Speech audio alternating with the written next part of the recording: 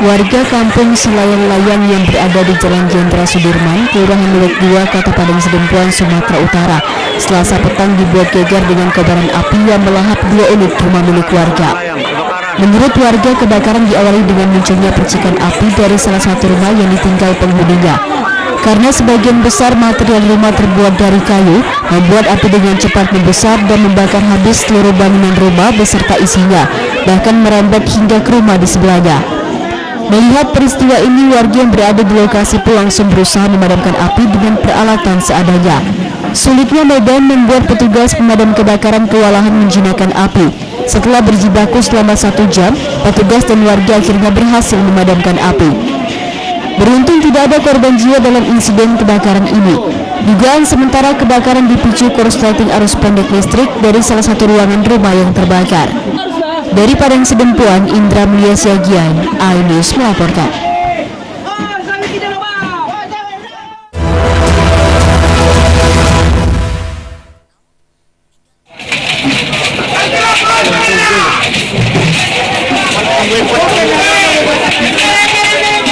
Kebakaran yang terjadi di Desa Hutapuli, Mandailing Natal, Sumatera Utara, Rabu malam menghanguskan 4 rumah warga. Besarnya kobaran api melahap habis seluruh bangunan rumah yang terbuat dari kayu. Warga berjibaku berupaya memadamkan api dengan peralatan seadanya sebelum petugas damkar tiba di lokasi untuk memadamkan api. Belum diketahui pasti asal muasal api penyebab kebakaran, namun diduga kebakaran dipicu akibat korsleting listrik dari salah satu rumah.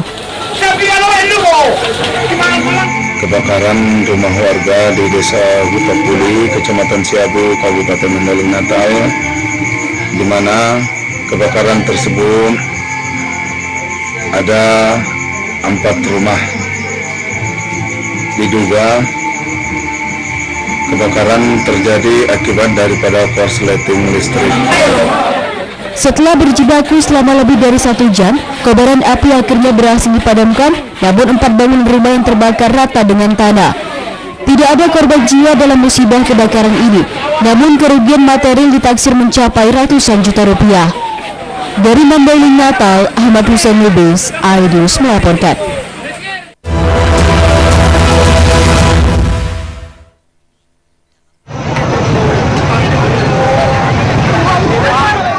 Inilah rekaman video amatir warga yang memperlihatkan pasca 2 kendaraan truk bermuatan minyak dan buah sawit terlibat kecelakaan di Jalan Lintas Sumatera Utara, Sepiring, Kabupaten Asahan. Warga sekitar yang melihat sopir terjepit di kabin kemudi salah satu truk ini pun langsung berupaya mengevakuasi korban. Butuh waktu hampir setengah jam hingga akhirnya sopir truk berhasil dikeluarkan dan selanjutnya dilarikan ke puskesmas terdekat karena mengalami luka. Akibat kecelakaan ini kedua kendaraan rusak berat, sementara buah sawit berserakan di jalan hingga sempat membuat kemacetan. Menurut Kanit Gakum Satlantas Polres Asahan, kecelakaan berawal dari saat mobil truk buah sawit melaju dari arah Sepiring menuju Rantau Prapat. Saat di lokasi kejadian muncul 1 unit truk tangki mencoba mendahului kendaraan di depannya dengan mengambil jalur kiri, hingga kecelakaan pun tidak dapat terhindarkan. Kasus laka lantas ini hingga kini masih dalam penanganan Satlantas Polres Asahan. Kedua barang bukti kendaraan beserta pengemudinya pun telah diamankan di kantor polisi guna pemeriksaan lebih lanjut. Dari Asahan, Ulil Amri, iNews melaporkan.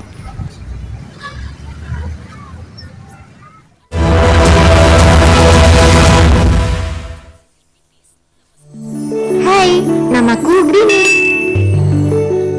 Grini mau ajak teman-teman untuk menjaga bumi kita tercinta dari kerusakan.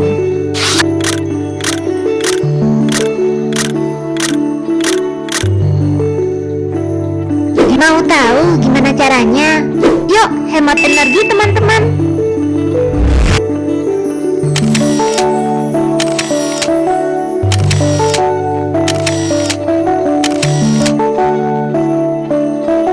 Kurangi penggunaan plastik sekali pakai. Terus mainan kita kalau udah nggak dipakai, sumbang ke teman lain yang membutuhkan. Bisa kan teman-teman? Yuk kita selamatkan bumi dari kerusakan untuk masa depan kita teman-teman.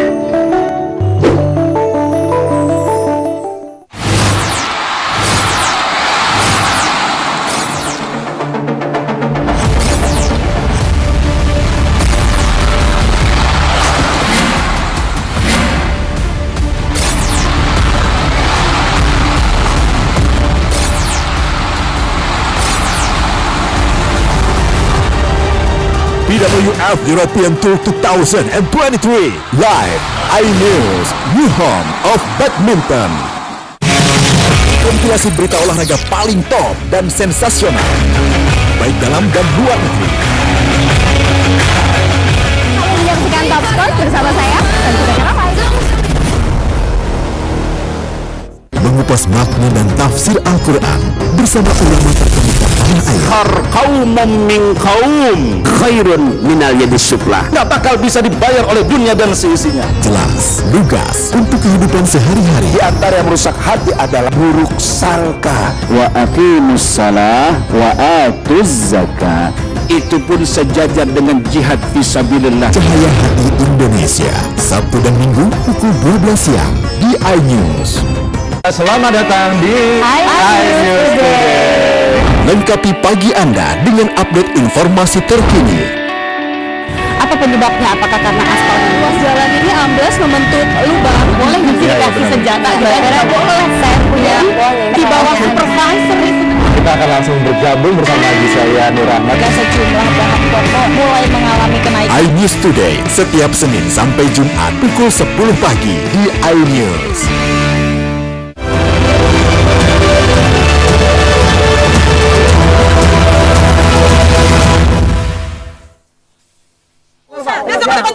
Kami pun tak ada dengarkan itu Pak. Kembali ke masyarakat. Itu nggak tahu itu.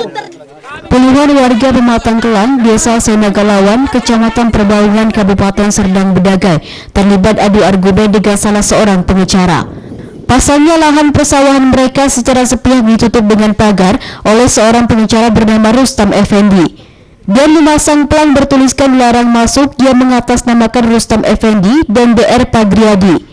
Pagar yang didirikan berupa tiang penyangga beton dengan pembatas kawat berduri. Warga petani menyebut objek pemagaran dengan kawat berduri ini dinilai salah karena sejak tahun 2021 lalu pihak tergugat atas nama almarhum Beni Halim selaku klien dari kuasa hukum Rustam Effendi melalui pengadilan Serampa mengeksekusi 12 hektar lahan di mana titik koordinat lahan belum diketahui oleh warga lantaran tidak adanya pemberitahuan yang detail. Atas dasar ini warga pun masih terus melakukan aktivitas menanam padi sampai bulan Mei 2023 lalu. Namun tanpa pemberitahuan, kuasa hukum Rustam Effendi justru membakar seluruh objek tanah seluas 48 hektar dengan alasan menjalankan putusan pengadilan. Sementara putusan PN Serampa 10 Mei 2023 lalu, jumlah objek tanah yang dikabulkan untuk dieksekusi mencapai 12 hektar. Jadi karena kami ini dalam 5 bulan ini kami sangat resah, mau turun kami takut karena ini pagar sudah keliling. Bahwasanya orang itu mereka membuat satu pelang, tapi pertama satu, sekarang ini udah banyak pelang di sekeliling pagar. Bahwasanya di pelang itu yang saya lihat untuk sepintas dilarang masuk. Jadi mendengar itu kami tidak mengerti, jadi sangat takut karena kami tidak tahu hukum, orang buta hukum.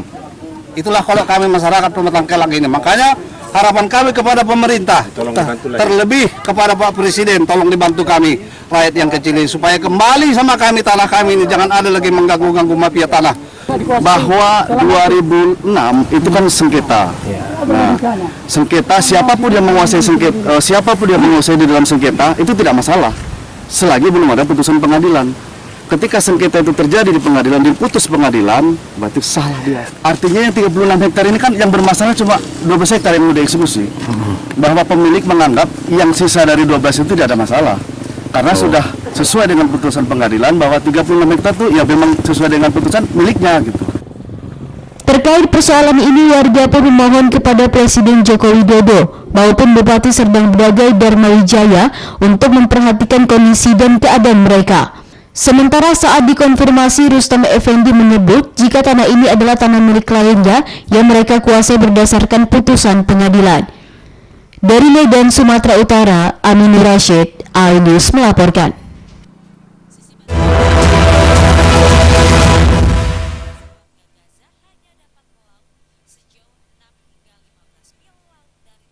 Inilah video amatir milik warga yang sebelumnya sempat viral di media sosial yang merekam puluhan anggota organisasi masyarakat atau OKP mendatangi salah satu gerai mie kekinian di Jalan Sisingamangaraja, Kota Medan, Sumatera Utara. Kedatangan puluhan orang berbaju loreng orange hitam ini disebut dilatar belakangi permasalahan pengelolaan lahan parkir. Meskipun belakangan dibantah karena menurut pihak OKP, kedatangan mereka hanya untuk makan. Buntut dalam kasus ini, pengelola gerai ini kemudian melaporkan kasus ini secara resmi ke pihak kepolisian yang kemudian ditindaklanjuti oleh Satreskrim Polrestabes Medan.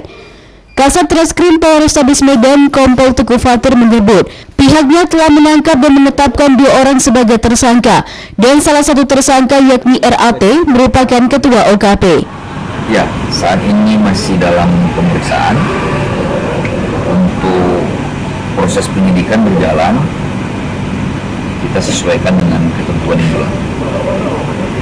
Mudah-mudahan di pemeriksaan ini mereka dapat memberikan keterangan dengan baik dan kooperatif. Kita akan menilai dari si kooperatifnya para tersangka ini. Ada berapa orang, Bang? 2 orang. Ini tersangka terhadap 2 orang. Ya, Apakah selain itu dilakukan penahanan lebih lanjut? nanti kita akan menilai dari hasil pemeriksaan yang kita lakukan malam ini. Kesempatan ini juga kami mengimbau kepada seluruh masyarakat dari pengalaman kejadian ini. Kami berharap untuk tidak ada lagi kejadian-kejadian serupa yang terjadi. Kami dari Polrestabes Medan akan terus melakukan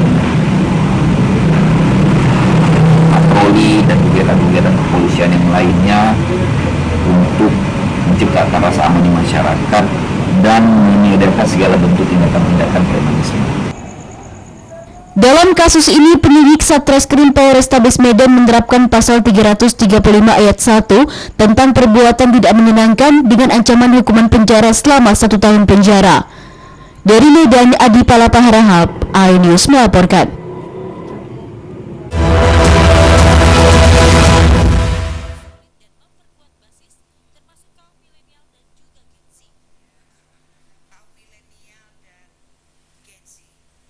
Rekaman CCTV di depan ruko toko ponsel di Jalan Jamin Ginting, Deli Serdang merekam detik-detik aksi seorang pemotor membuang bayi.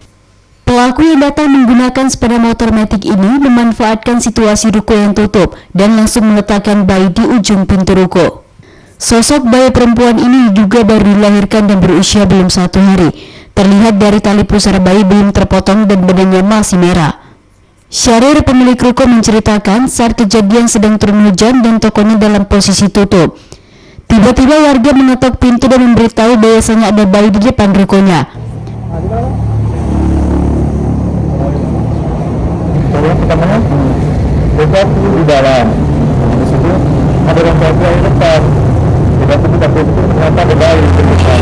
Orang yang bekerja di sini.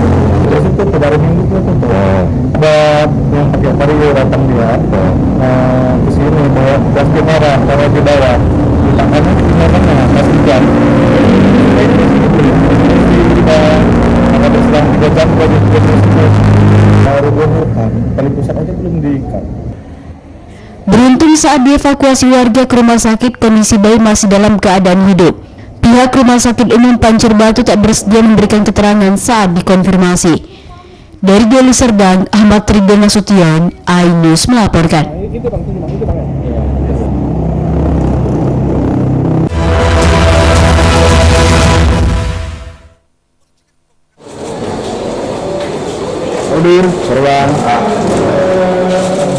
Mantan perwira Polri AKBP Akirdin Hasibuan pada bulan Mei lalu menjalani sidang kode etik dan disanksi pemberhentian tidak dengan hormat (PTDH) oleh Bidang Propam Polda Sumut. Usai dinyatakan bebas dalam perkara solar ilegal dan tinggal menjalani 1 bulan lagi masa hukuman perkara penganiayaan yang dilakukan anaknya, Akirdin akan menggugat terkait putusan PTDH terhadap dirinya. Joko Situliang, penasihat hukum Akirdin Hasibuan, mengatakan, usai Akirdin bebas pada bulan depan, pihaknya sudah berunding dan akan mendaftarkan gugatan ke Pengadilan Tata Usaha Negara Medan. Besar kemungkinan jika nantinya gugatan di PT UN dimenangkan oleh Akirdin, peluang Akirdin untuk kembali menjadi anggota Polri cukup besar.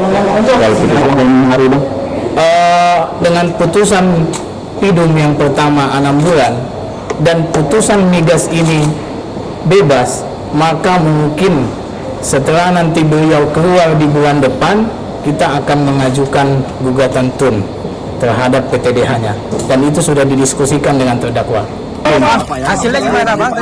Diketahui PTDH terhadap Akhirudin Hasibuan bermula dari kasus penganiayaan yang dilakukan oleh anaknya Aditya Hasibuan kepada Ken Admiral pada bulan April lalu. Dari Medan, Ahmad Ridwan Nasution, iNews melaporkan.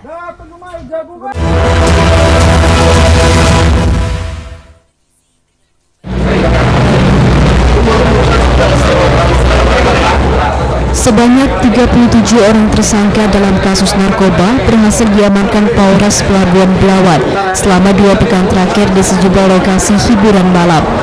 Di antaranya Kecamatan Medan Belawan dan di Kecamatan Medan Deli Kota Medan. 37 orang tersangka kasus narkoba ini terdiri dari 1 orang pengedar, 1 orang pengguna. 21 orang diantaranya terbukti positif mengkonsumsi narkoba melalui serangkaian tes urin, sedangkan 14 orang lainnya dinyatakan negatif. Menurut Kasat Narkoba Polres Pelabuhan Belawan, AKP Harrison Manilat, dari 14 orang yang dinyatakan negatif mengkonsumsi narkoba telah dikembalikan kepada orang tuanya dan didampingi masing-masing kepala lingkungan. Kami melaksanakan razia di tempat-tempat hiburan yang mana TKP-nya untuk penindakan minggu dini hari kami laksanakan di seputaran wilayah hukum Polsek Belawan, dan kami berhasil mengamankan 37 tersangka dengan rincian pengedar 1 orang, pengguna 1 orang, dan 21 orang urin positif dan 14 orang urin negatif, dan yang urin negatif sudah kami kembalikan kepada keluarganya dengan didampingi kepada lingkungan masing-masing.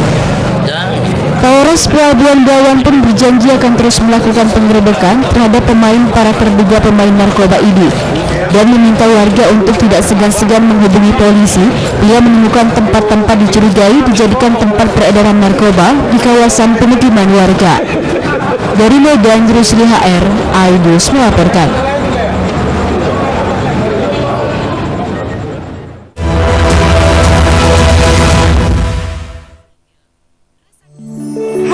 Namaku Grini.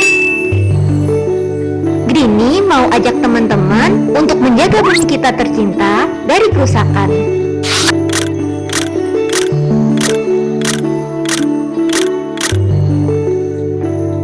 Mau tahu gimana caranya? Yuk hemat energi teman-teman.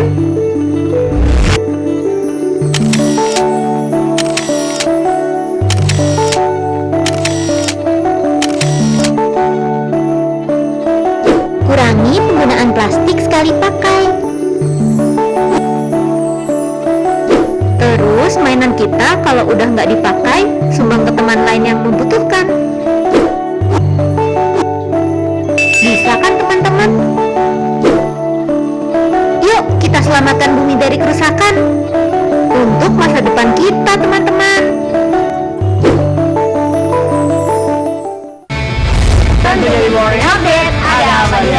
Hadir menemani pagi Anda dengan sajian informasi unik dan menarik. Hutan yang merupakan hewan asli Papua Nugini dari Jepang disebut sebagai kareraisu. Menghadirkan bintang tamu yang menginspirasi. Apa ini? Ini lemon? Oh lemon, iya. Kita perut, dipotongin dengan tetap bagian mata. Morning Update, Senin sampai Jumat pukul 7 pagi di iNews.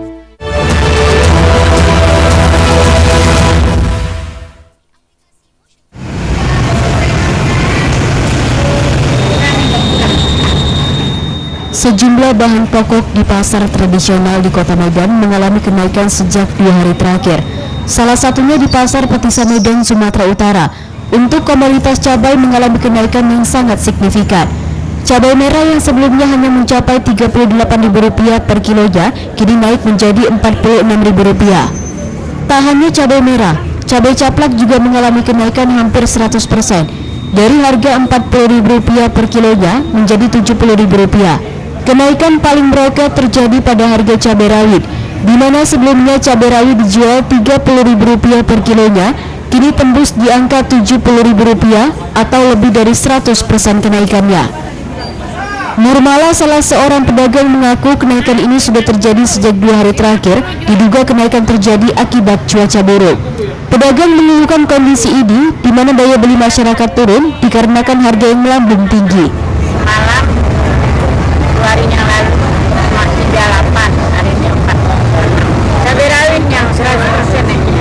berapa itu? Cabai rawit dari 30 mencapai 70. Kapla lagi lebih naik lagi.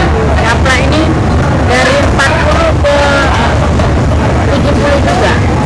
Kalau cabai ini baru 2 hari ini naiknya. Kenapa ya Bu? Terutama kena hujan, mungkin kena ngirim lagi. Kan di luar kota lebih naik. Gak ada orang pun kena. Gak ada orang, daya publiknya kurang lah. Ya pasti resah lah Pak. Gak tahu kenapa kok bisa naik sampai segini. Apalagi yang cabai rawit itu sampai 70 ribu. Luar biasa, kasihan yang masyarakat gak mampu. Tapi mau nggak mau harus beli Bu. Tapi kalau mau nggak mau ya harus beli juga. Harusnya beli sekilo jadi setengah kilo. Hanya seperti itu, nggak perlu bertambah-tambah aja. Tapi kan nggak mungkin juga pertama-lama seperti itu. Kalau nggak ada penyebabnya yang apakah ini karena faktor cuaca atau karena ada solusi politik, malu atau nggak tahu politik. Kalau nggak perhatikan.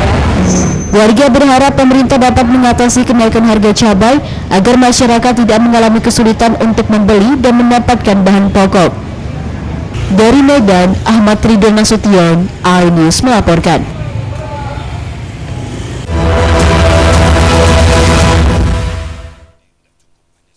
Serta segenap jajaran pegawai Bea Cukai Medan. Bea Cukai tipe Madya Pabean B Medan musnahkan 600.000 batang rokok, ribuan botol minuman beralkohol, dan liquid vape bermerek luar negeri di kantor Bea Cukai Medan, Jalan Suwondo, Medan, Sumatera Utara, Rabu pagi. Barang yang menjadi milik negara ini merupakan hasil penyitaan petugas dari sejumlah daerah di Sumatera Utara, di antaranya Medan, Langkat, dan Deli Serdang. Ribuan batang rokok ini pun dimusnahkan dengan cara dibakar hingga lebur. Sementara untuk botol minuman beralkohol dan liquid vape dimusnahkan dengan cara dipecahkan ke dalam tong hingga hancur. Sementara para pelaku hanya menjalani wajib lapor dikarenakan Bea Cukai menerapkan sistem ultimatum remedium atau restoratif justice. Namun jika pelaku kembali melakukan kejahatan yang sama, maka akan diproses secara hukum dengan sanksi yang berat. Kepala Kantor Wilayah Direktorat Jenderal Bea Cukai Sumatera Utara Parjia mengatakan, barang yang dimusnahkan ini merupakan hasil pengungkapan sejak bulan Agustus hingga November. Justru ada dua hal ya. Nah, pertama memang sebagai daerah pasar. Makanya tadi kalau kita lihat ini kan ada 91 kali penindakan itu karena memang dilakukan TKP-nya itu di pasar, di warung-warung, di tempat penjualan eceran. Tapi ada beberapa di antara juga di jalur distribusi ya, dengan menggunakan alat angkut ya. Kita cegah di sana dan itu biasanya barang buktinya akan lebih besar ya. Jadi ada dua hal, dua kondisi ya. Dua tempat sebagai distribusi juga sebagai daerah pasar. Barang yang masuk tanpa izin atau ilegal ini masuk ke Sumatera Utara melalui jalur perairan dan jalur tikus perbatasan provinsi. Lolosnya barang tanpa izin ini membuat kerugian negara yang cukup besar. Dari Medan, Ahmad Ridwan Nasution, iNews melaporkan. Dalam slot rokok tersebut. Baik.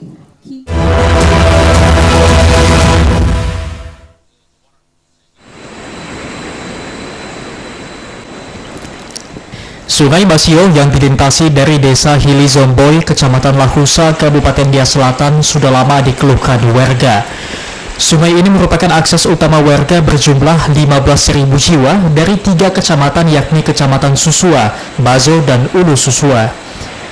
Sungai Basio yang cukup ekstrim dan berbahaya sering dilintasi masyarakat jika ingin ke pasar membeli kebutuhan-kebutuhan pokok. Derasnya arus sungai menjadi kekhawatiran masyarakat, namun tidak ada akses lain untuk dilintasi. Dari keterangan warga, Sungai Basio sering banjir sehingga mereka yang terdiri dari 3 kecamatan kerap terisolir karena harus menunggu seharian setelah surutnya banjir. Bahkan di Sungai Basio sebelumnya pernah menelan korban jiwa hanyut terbawa arus sungai. Ke Sungai Basio ini Pak sering banjir ya Pak ya? Sering Pak, sering. Ya, akses pertama ini Pak. Akses utama ya Pak ya? Berapa kecamatan yang menjadi akses daripada Sungai Basio ini Pak? Sekitar 3 kecamatan Pak, termasuk 4. Jadi Lahusa lagi ada di sini Pak. Ada ya? Ya, itu Lahusa ini juga ada di sini. Warga dari 3 kecamatan itu berapa jiwa dia Pak? Kira-kira Pak? Kira-kira Pak ada 15.000 Pak.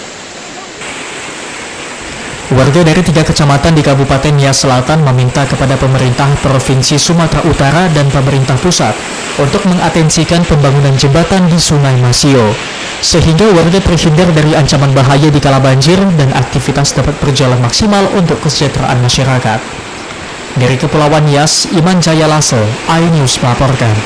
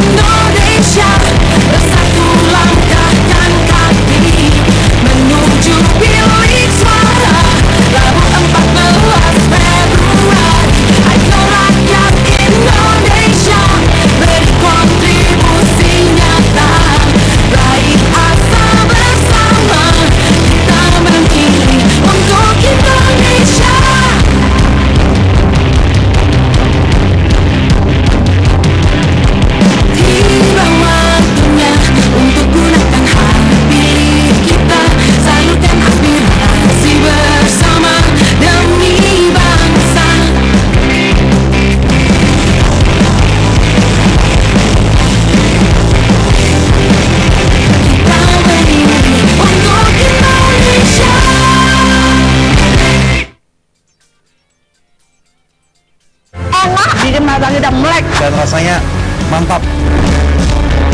Temani weekendmu bersama program kuliner spesial Kalaparan, eksplor gokil wisata kuliner. Hidden Gem, tempat makan yang jarang terekspos.